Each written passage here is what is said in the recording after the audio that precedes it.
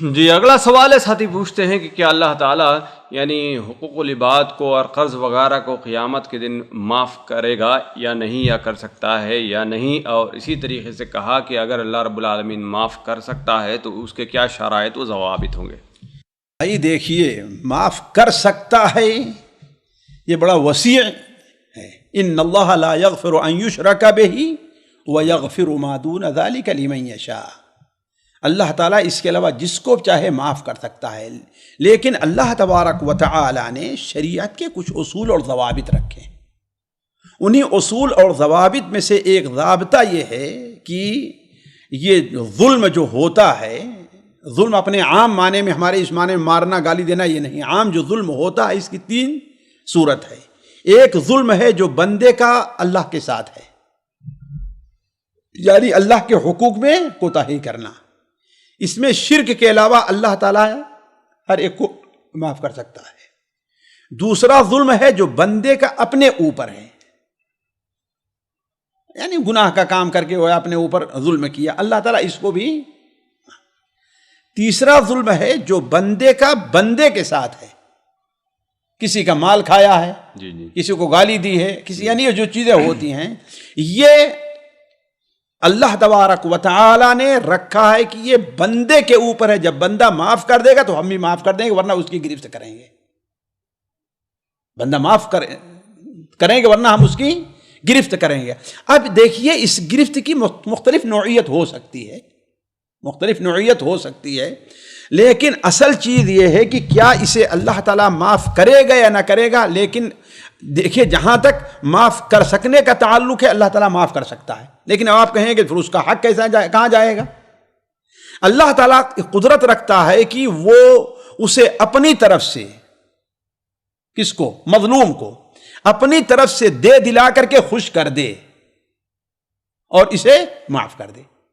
لیکن یہ اسی صورت میں ہوگا کہ بندہ اپنے کیے پر شرمندہ تھا، اپنے کیے پر شرمندہ تھا، وہ توبہ کر رہا تھا، وہ چاہتا تھا کہ یہ ظلم جو مجھ سے صادر ہوا ہے میں اس کا بدلہ چکا دوں، وہ اپنا بدلہ لے، لیکن بہت سی صورتحال ہوتی ہے کہ وہ نہیں کر پاتا۔ مثال کے طور پر کسی کا اس نے جو ہے 1 لاکھ چرا لیا ہے نا، اب ایک غریب ہو، مزدور ہو، 1 لاکھ اس کے پاس جمع ہونا، 1 لاکھ ریال کہاں جمع کر پائے گا وہ؟ ہے کہ نہیں؟ اور اس سے کہتا ہے مجھے معاف کر دو، تو بسا اوقات معاملہ کیا ہوتا ہے کہ اس کو پائے گا بھی نہیں کس کا تھا وہ۔ اب مثال طور پر یہاں پر انسان ایک دکان پہ کام کرتا تھا، یہاں سے چلا گیا انڈیا، یہاں سے انڈیا چلا گیا، ہے کہ نہیں؟ ایسا ہوتا ہے نا۔ اب وہاں سے دوبارہ اس کو کیسے اس سے معافی مانگے؟ ہر آدمی کے پاس یہ امکان، صلاحیت نہیں ہوتی کہ ہاں ٹیلی فون کرے اور یہ کرے، مسئلہ ہوتا ہے نا۔ تو وہ انسان شرمندہ ہو اور اس کی مکمل نیت ہو، کاش کہ مجھ سے ہوتا ہے کہ میں بدلہ دے دیتا۔ تو اگر یہ کڑھن، یہ توبہ ہے تو امید کی جاتی ہے کہ اللہ تعالیٰ اسے معاف کر دے گا۔ لیکن پھر کیسے کیا ہوگا؟ اللہ تبارک و تعالیٰ مظلوم کو اپنی طرف سے نیکیاں دے گا۔ اس سلسلے میں ایک ضعیف حدیث بھی وارد ہے جو شرعی اصول سے دور نہیں ہے، کہ اللہ کے رسول صلی اللہ علیہ وسلم ارشاد فرماتے ہیں کہ اے لوگوں میں صلح کراؤ، اس لیے قیامت دن بندہ اللہ تعالیٰ بندوں کے درمیان صلح کرائے گا۔ وہ کیسے؟ کہ ایک شخص آئے گا اور کہے گا اے اللہ تعالیٰ میرے ساتھ اس نے یہ کیا ہے، میرا یہ مال کھایا، مجھے اس نے مارا تھا اور یہ کیا تھا۔ اب اللہ تعالیٰ دیکھے گا اس بندے کے پاس کوئی نیکی تو رہی نہیں گئی ہے، اب یہ معاف کرنے کے لیے تیار نہیں ہے اور یہ بیچارہ پریشان حال ہے، تو اللہ تبارک و تعالیٰ ایک ایسا محل ظاہر کرے گا اس شخص کے سامنے، مظلوم کے سامنے، تو کہے گا کہ بندہ پوچھے گا اللہ طرف دیکھو اس محل کو، تو جب اس کی طرف دیکھے گا تو کہے گا یہ رب کس کے لیے ہے؟ کہا یہ اس کے لیے ہے جو اپنے بھائی کو معاف کر دیتا ہے۔ تو اللہ تعالیٰ فرمائے گا، وہ بندہ کہے گا اے اللہ ہم نے اپنے بھائی کو معاف کر دیا ہے۔ صحیح ضعیف ترغیب ترغیب علامہ البانی نے اس کو رکھا ہے، لیکن یہ ہے کہ اللہ تعالیٰ اس پر قادر ہے۔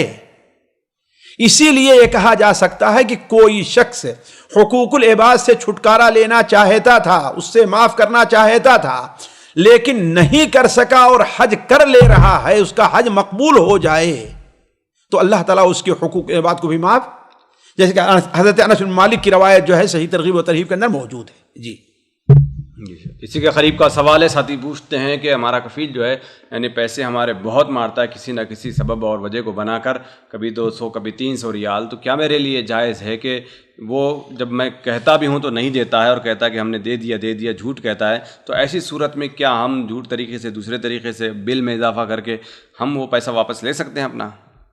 بھائی دیکھیے، میں یہاں بیٹھ کر کے اس کی اجازت نہیں دیتا، اس لیے کہ لوگ اس چیز کو بہانہ بنا لیں گے، ہے کہ نہیں ہے؟ اور یہ ہے کہ سوال یہ ہے کہ ہمارے یہاں آج لوگوں کے اندر امانت داری کی کمی ہے، علمی اعتبار سے کمی ہے، وہ یہ سمجھتے نہیں کہ ہم سے کیا کوتاہی ہو رہی ہے ان کے عمل میں۔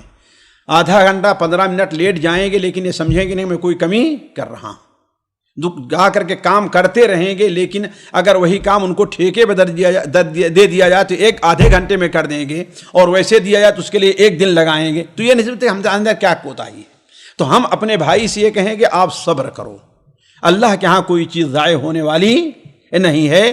آپ اس دنیا میں جتنا اس پیسے کے محتاج ہیں، اس سے کہیں اور کہیں زیادہ اس کے محتاج کہاں ہوں گے؟ آپ قیامت کے دن ہوں گے۔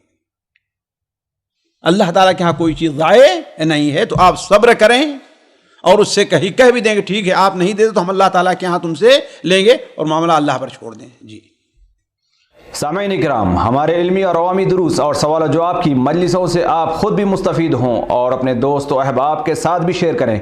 عین ممکن ہے کہ آپ کے شیئر سے کسی کی اصلاح اور آپ کے لیے صدقہ جاریہ بن جائے۔ واٹس ایپ پر اسلامک میسج حاصل کرنے کے لیے نمبر نوٹ فرمائیں: یعقوب عزیز 00966 5089 59707۔ واٹس ایپ سوال جو آپ گروپ میں ایڈ ہونے کے لیے نمبر نوٹ فرمائیں: عبدالسلام عمری 00966 502627 نمبر بھیجتے ہوئے نام اور پتہ ضرور لکھیں۔ اسی طرح ہمارے یوٹیوب چینل اسلامی دعویٰ کو ضرور سبسکرائب کریں تاکہ ہماری ہر نئی اور اہم ویڈیو کی اطلاع آپ کو فوری حاصل ہو جائے۔ تمام دروس، مقالات اور سوال و جواب سیریز کے لیے ہماری مشہور ویب سائٹ www.islamidawah.com کا مشاہدہ کرتے رہیں۔ السلام علیکم ورحمۃ اللہ وبرکاتہ۔